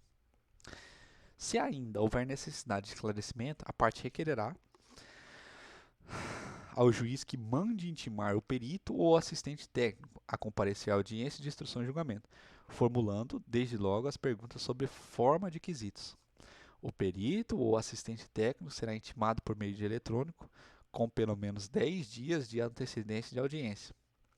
Quando o exame tiver por objeto a autenticidade ou a falsidade do documento, ou for de natureza médico-legal, o perito será escolhido, de preferência entre os técnicos dos estabelecimentos oficiais especializados. A cujos diretores, o juiz autorizará a remessa dos autos, bem como do material sujeito a exame. Na hipótese de gratuidade de justiça, os órgãos e repartições oficiais deverão cumprir a determinação judicial com preferência, no prazo estabelecido. A prorrogação do prazo referido no parágrafo 1º pode ser requerida motivadamente. Quando o exame tiver por objeto a autenticidade da letra e da firma, o perito poderá requisitar, para efeito de comparação, documentos existentes em repartições públicas e, na falta destes, poderá requerer o juiz que a pessoa a quem se atribuir a autoria do documento lance em folha de papel, por cópia ou sob ditado, dizeres diferentes para fins de comparação. O juiz apreciará a prova pericial de acordo com o disposto no 371, indicando na sentença os motivos que levaram a considerar ou a deixar de considerar as conclusões do laudo, levando em conta o método utilizado pelo perito. O juiz determinará de ofício ou a requerimento da parte a realização de nova perícia, quando a matéria não estiver suficientemente esclarecida. A segunda perícia tem por objeto os mesmos fatos sobre os quais recaiu a primeira e destina-se a corrigir eventual omissão ou inexatidão dos resultados a que esta conduziu.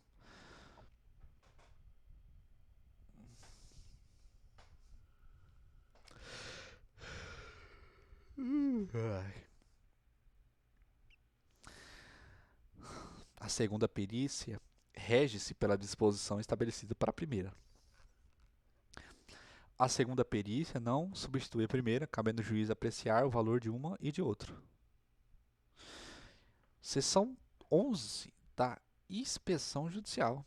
O juiz de ofício ou a requerimento da parte pode, em qualquer fase do processo, inspecionar pessoas ou coisas, a fim de esclarecer sobre fato que interesse a decisão da causa.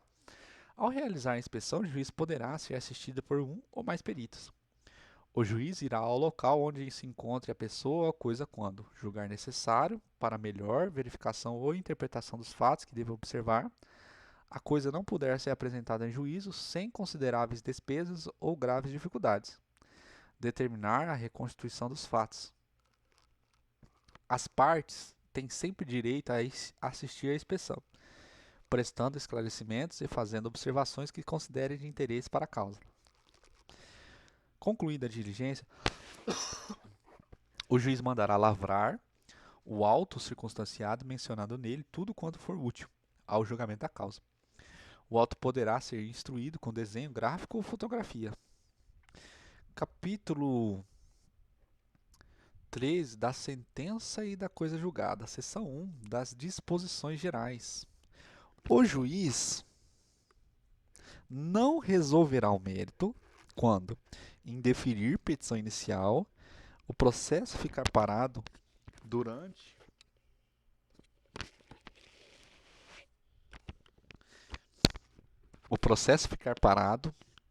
mais de um ano por negligência das partes, por não promover os atos e as diligências que lhe incumbir o autor abandonar a causa por mais de 30 dias.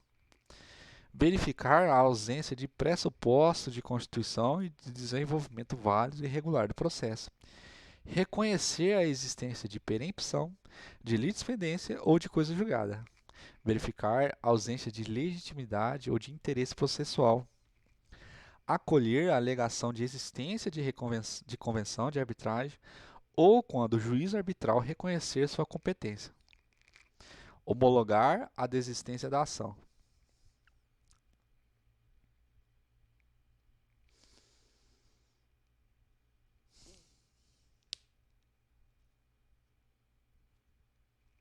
Em caso de morte da parte, a ação for considerada intransmissível por disposição legal e nos demais casos previstos neste Código.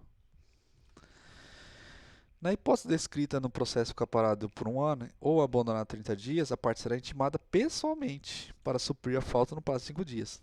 No caso do parágrafo 1º, inciso 2, o processo ficar parado um ano, as partes pagarão proporcionalmente as custas e, quanto ao inciso 3, o autor será condenado ao pagamento das despesas e dos honorários do advogado. O juiz conhecerá de ofício da matéria constantes nos incisos 4, 5, 6 e 9. 4, 5, 6 e 9. Em qualquer tempo e grau de jurisdição, enquanto não ocorrer o trânsito em julgado. Oferecida a contestação, o autor não poderá, sem consentimento do réu, desistir da ação. A desistência da ação pode ser apresentada até a sentença.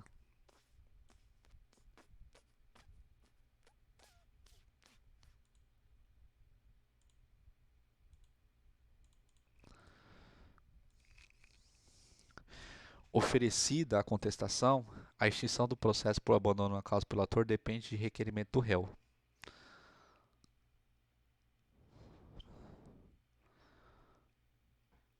Oferecida a contestação, a extinção do processo por abandono da causa pelo autor depende de requerimento do réu. Interposta a apelação, em qualquer dos casos que trata o inciso deste artigo, o juiz terá 5 dias para retratar-se. O pronunciamento judicial que não resolve o mérito não obsta a que a parte proponha de novo a ação. No caso de extinção em razão de litispendência e no caso dos incisos 1, 5, 6 e 7 no 485, a propositura de nova ação depende de correção do vício que levou à sentença sem resolução do mérito. A petição inicial, todavia, não será despachada sem a prova do pagamento ou do depósito das custas e dos honorários de advogado. Se o autor der causa por 3 vezes a sentença fundada em abandono da causa, não poderá propor nova ação contra o réu com o mesmo objeto, ficando-lhe ressalvada, entretanto, a possibilidade de alegar defesa a seu direito.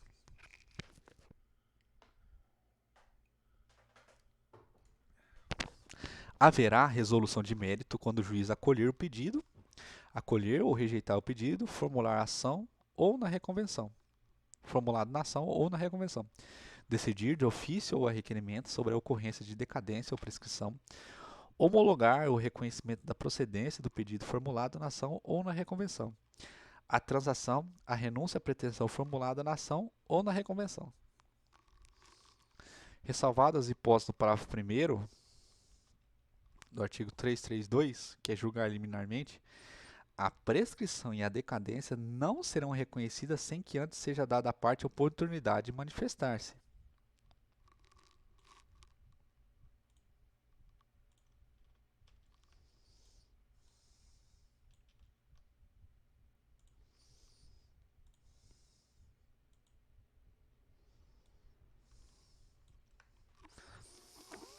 Desde que possível, o juiz resolverá o mérito sempre que a decisão for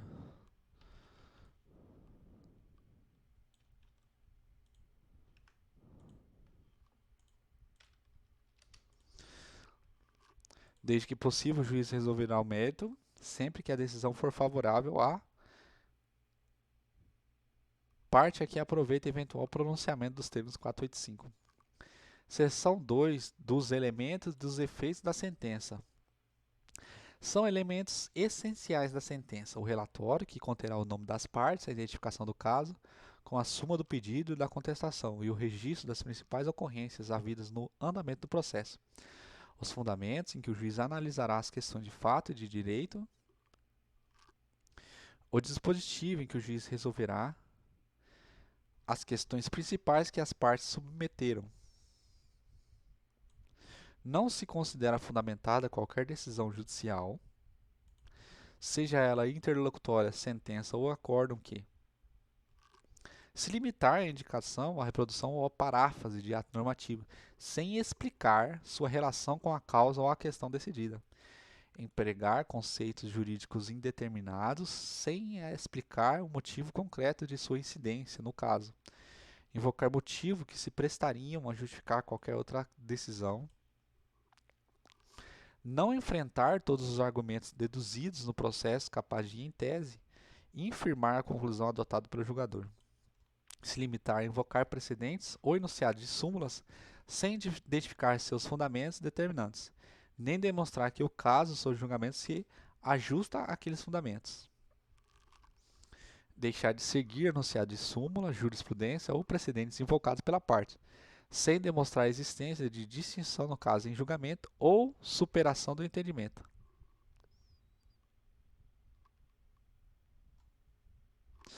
No caso de colisão entre normas, o juiz deve justificar o objeto e os critérios gerais de ponderações efetuadas, enunciado as razões que autorizam a interferência da norma afastada e as premissas fáticas que fundamentam a conclusão.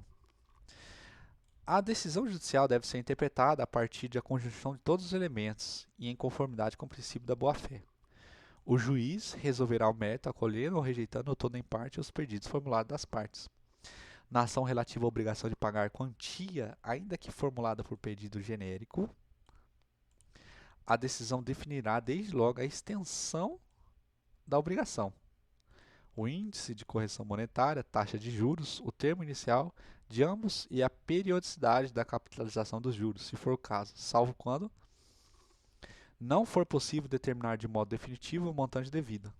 A apuração do valor devido depender da produção de provas de realização demorada ou excessivamente dispendiosas, assim reconhecidas na sentença.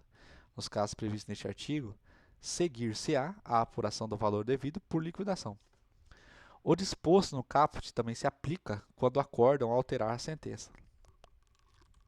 É vedado ao juiz proferir decisão de natureza diversa da pedida, bem como condenar a parte em quantia superior ou em objeto diverso do que lhe foi demandado. A decisão deve ser certa, ainda que resolva a relação jurídica condicional. Se, depois da proposituração, algum fato constitutivo, modificativo ou extintivo do direito influir no julgamento do mérito, caberá ao juiz tomá-lo em consideração, de ofício ou a requerimento da parte, no momento de proferir a decisão. Se constatar de ofício o fato novo, o juiz ouvirá as partes sobre ele antes de decidir.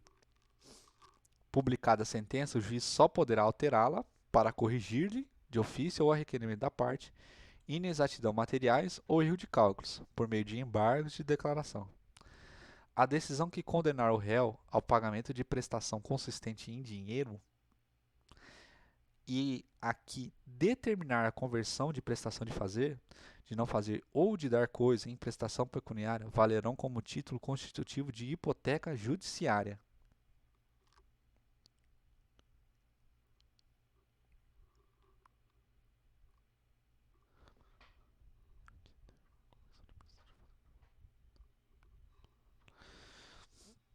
A decisão produz hipoteca judiciária, embora a condenação seja genérica, ainda que o credor possa promover cumprimento provisório da sentença, ou seja, pendente arresto sobre o bem do devedor, mesmo que impugnada por recurso dotado de efeito suspensivo.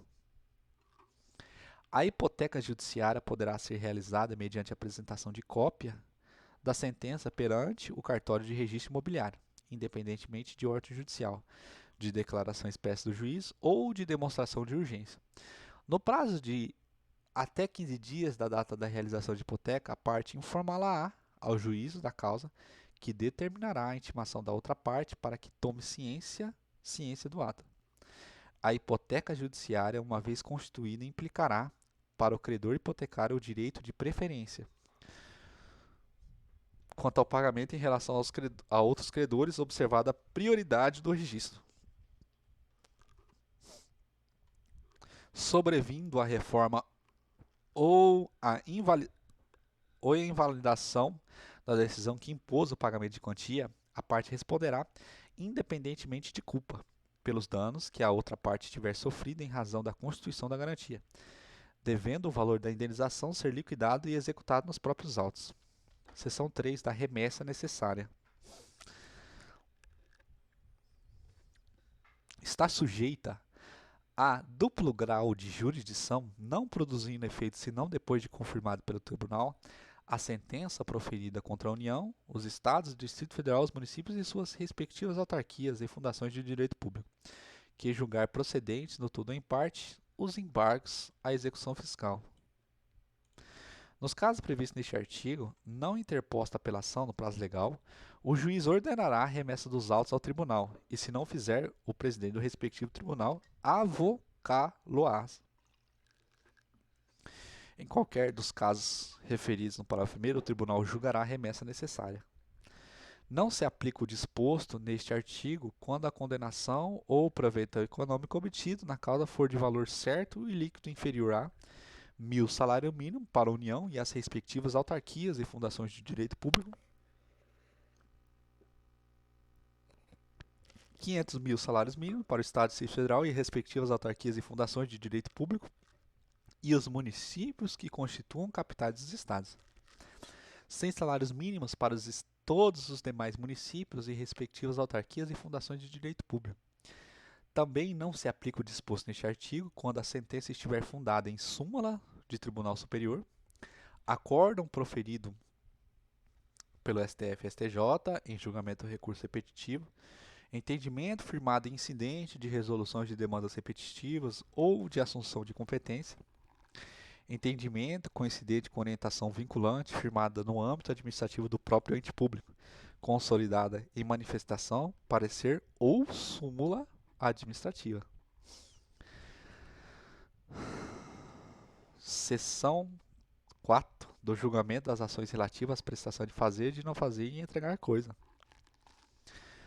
Na ação que tenha por objeto a prestação de fazer ou de não fazer, o juiz, se procedente o pedido, concederá tutela específica ou determinará providências que assegurem a obtenção da tutela pelo resultado prático equivalente. Para a concessão de tutela específica destinada a inibir a prática, a reiteração ou a continuação de ilícito ou a sua remoção, é irrelevante a demonstração da ocorrência de dano ou da existência de culpa ou dolo. Na ação que tenha por objeto a entrega de coisa, o juiz, ao conceder a tutela específica, fixará o prazo para o cumprimento da obrigação. Tratando-se de entrega de coisas determinada pelo gênero e pela quantidade, o autor individualizá-la na petição inicial, se lhe couber a escolha ou se a escolha lhe couber ao réu. Este a entregará individualizada no prazo fixado pelo juiz. A obrigação somente será convertida em perdas e danos se o autor o requerer ou se impossível a tutela específica ou a obtenção de tutela pelo resultado prático equivalente. A indenização por perdas e danos dar-se-á sem prejuízo da multa fixadas periodicamente para compelir o réu ao cumprimento específico de obrigação.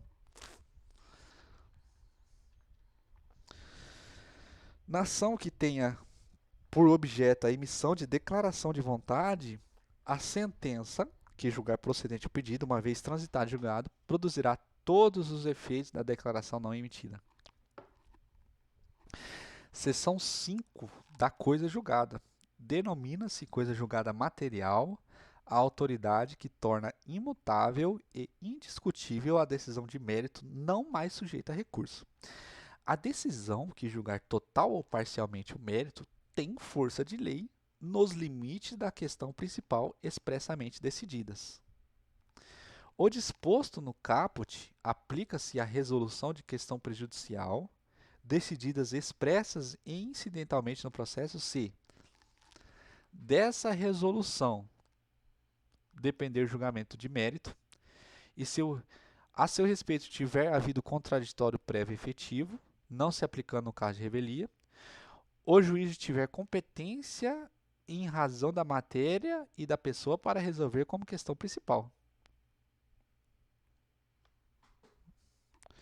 A hipótese do parágrafo 1º não se aplica se o processo houver restrições probatórias ou limitações à cognição que impeçam o aprofundamento da análise da questão prejudicial.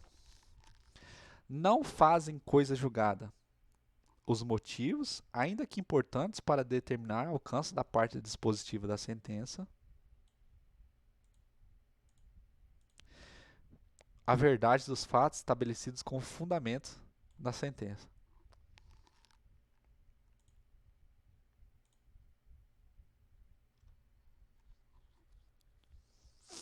Nenhum juiz decidirá novamente a questão já decidida relativa à mesma lide, salvo se tratando-se de relação jurídica de trato continuado, sobreveio modificação no estado de fato ou de direito, caso em que poderá a parte pedir a revisão do que foi estatuído na sentença. Nos demais casos, prescritos em lei.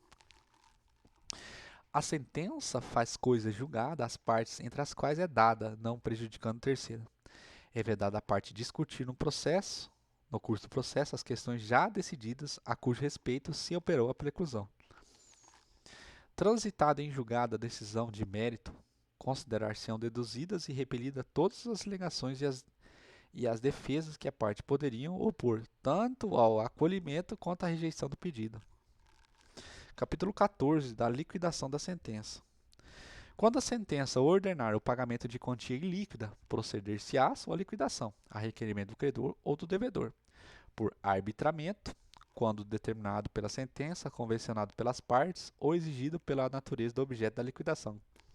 Pelo procedimento comum, quando houver necessidade de alegar a prova, fato novo. Quando na sentença houver uma parte líquida e outra líquida, o credor é lícito promover simultaneamente a execução daquela e, em autos apartado, a liquidação desta. Quando a apuração do valor depender apenas do cálculo aritmético, o credor poderá promover desde logo o cumprimento de sentença. O Conselho Nacional de Justiça desenvolverá e colocará à disposição dos interessados programa de atualização financeira. Na liquidação, é vedado discutir de novo a lide ou modificar a sentença que julgou. Na liquidação por arbitramento, o juiz intimará as partes para a apresentação de pareceres ou documentos elucidativos, no prazo que fixar, e, caso não possa decidir, plano nomeará perito, observando-se no que couber o procedimento de prova pericial. Na liquidação pelo procedimento comum, o juiz determinará a intimação do requerido, na pessoa do seu advogado ou da sociedade de advogado, a que estiver vinculada, para querendo apresentar a contestação no prazo de 15 dias, observando-se a seguir no que couber o disposto no livro 1 da parte especial deste Código. A liquidação poderá ser realizada na pendência de recurso, processando-se em autos apartados no juiz de origem, cumprindo a liquidante, instruir o pedido com cópia das peças processuais pertinentes. Portanto, chegamos ao fim de mais um vídeo.